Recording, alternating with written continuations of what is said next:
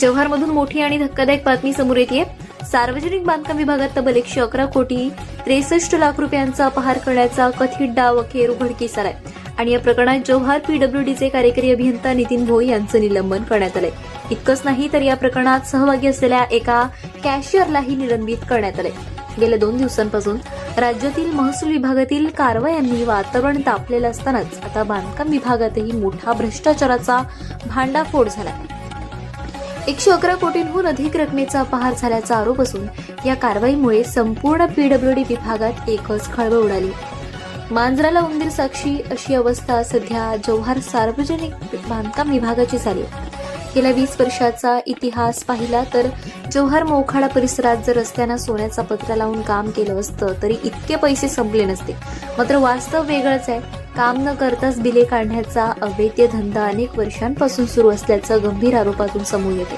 या भ्रष्टाचारात केवळ एखादा अधिकारी नाही तर मंत्रालयातील काही अधिकारी, सचिव आणि राजकीय हस्तक्षेपाचाही सहभाग असल्याचे आरोप होत आहेत. सत्तेसाठी पैसा आणि पैशातून सत्ता हा खेळ जव्हार मोखाडा परिसरात उघडपणे सुरू असल्याचं चित्र या प्रकरणातून स्पष्ट होते.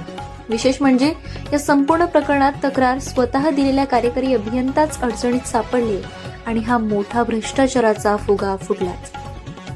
म्हणजे विक्रमगडच्या नगराध्यक्ष जे सांगतात हे अभियंते जाणून आमच्या नावावर या रकमा टाकल्या जातात हे अधोरेखित होते.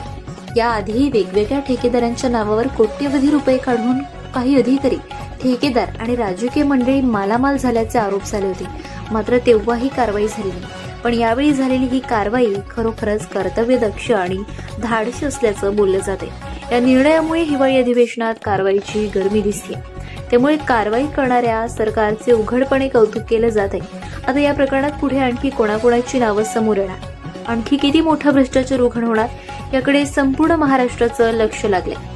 जिल्हा नियोजन समितीमध्ये सीसीटीव्ही कॅमेरे, सौर दिवे, नगर परिषद नगरपालिकेचं अतिरिक्त वाढीव अंदाजपत्रके, नियोजन समितीचा टक्केवारीचा खेळ, तर पालघर जिल्हा परिषदेमध्ये मोठ्या प्रमाणात दुबार बिले काढणाऱ्या कार्यकारी अभियंता व अतिरिक्त मुख्य कार्यकारी अधिकारी यांच्यावर काय कारवाई होणार यासाठी आता पाठपुरावा करणे काळाची गरज आहे.